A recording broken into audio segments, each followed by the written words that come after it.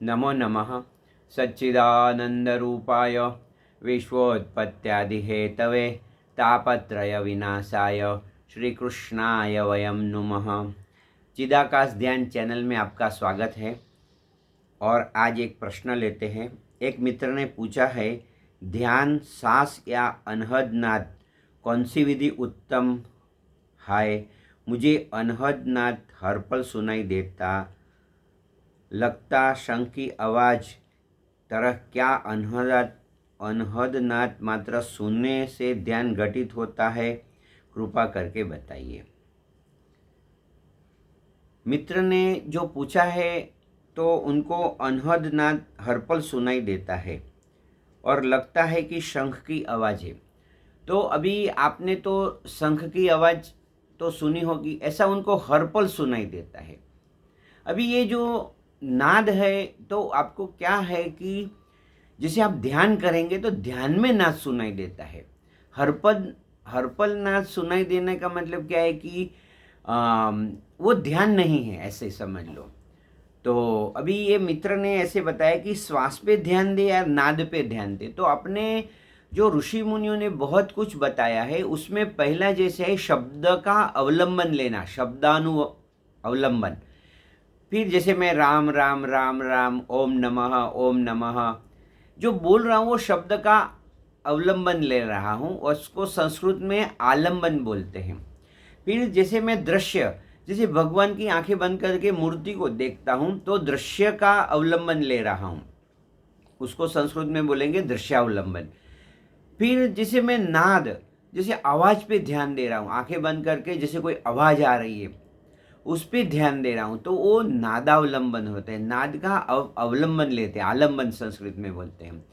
तो ऐसे अभी यदि मैं श्वास पे ध्यान दे रहा हूँ तो उसको प्राण का अवलंबन बोलते हैं, प्राणावलंबन है।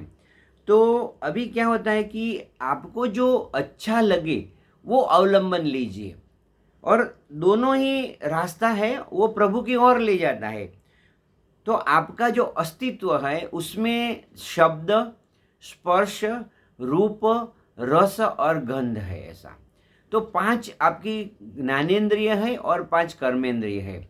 अभी ज्ञानेंद्रिय की बात करेंगे तो शब्द, तो जो कान से सुनाई देता है तो शब्द है, शब्द। फिर स्पर्श है, तो ऐसे जब श्वास आ रहा है और जा रहा है तो स्पर्श का भी ऐसे अवलंबन आप ले सकते हैं। स्पर्श, शब्द, स्पर्श, रूप। आंखें बंद करके प्रभु का आप ध्यान करते हैं, वो रूप है। शब्द, स्पर्श, रूप, रस। कभी कभी ध्यान आप कर रहे हैं तो कुछ अच्छा ऐसे जीभ पे एक अच्छा ही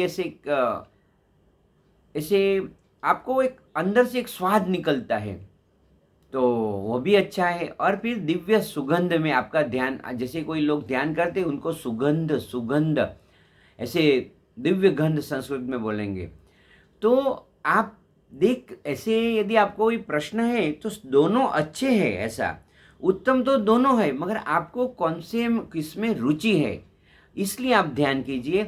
तो और यदि आप मुझे पूछते हैं ऐसा, तो देखो कि जैसे अनहद नाद सुनाई देता है वो कान का अवलंबन है, ऐसा समझ लो। फिर जैसे श्वास का आप ध्यान रहे तो वो स्पर्श होगा, ऐसे श्वास आ रहा है जा रहा है। उपनिषद बताते हैं एतदालंबनम श्रेष्ठम एतदालंबनम परम एतदालंबनम ज्ञात्वा ब्रह्मलोक महीयते। कोई गुरु के पास जाओ और गुरु से मंत्र दीक्षा ले लो, और जब मंत्र दीक्षा लेंगे और फिर वो जो आप करेंगे तो उपनिषद बताते हैं कि शब्द का जो अवलंबन है, एतद अवलंबनम, आलंबन बोलते हैं संस्कृत में, एतद आलंबनम श्रेष्ठम एतद आलंबनम परम। यदि शब्द का आपने अवलंबन ले लिया, एतद आलंबनम ज्ञात्वा ब्रह्मलोक महीयते, आपकी जो चेतना है वो ब्रह्मत्व को प्राप्त कर देगी। तो आपका जो कॉन्शियसनेस है वो मूलाधार, स्वाधिष्ठान, मणिपुर, अनाहत, विशुद्ध, आज्ञा और सहस्त्रार तक जाके स्थित हो जाएगी। तो आपको जो लगता है वो कीजिए, मगर दोनों उत्तम है, उसमें उत्तम दोनों है। आपको क्या अच्छा लगता है? मैं जो भी मुझे कोई पूछता है कि गुरुजी मार्गदर्शन दीजिए, तो मैं 3 चीज़ हमेशा बताता हूँ। शब्द, भगवान का नाम। फिर आत्मस्मरण, मैं शुद्ध हूँ, मैं बुद्ध हूँ, मैं पूर्ण हूँ, मैं पवित्र हूँ। और फिर रूप, उसका मतलब है कि आंखें बंद करके भगवान का रूप का चिंतन कीजिए, उसकी मानस पूजा कीजिए। रत्ने कल्पितमासनम हिमजलई। तो शब्द, विचार और मानस पूजा, ये 3 चीज़ यदि आपने किया तो मेरे हिसाब से बहुत उत्तम है। आपका शुभ हो, आपका कल्याण हो, आपका मंगल हो। May God bless you. आनंद में रहो, मौज में रहो, हर हाल में खुश रहो। Enjoy every moment of the life. ओम नमः। ओम नमः।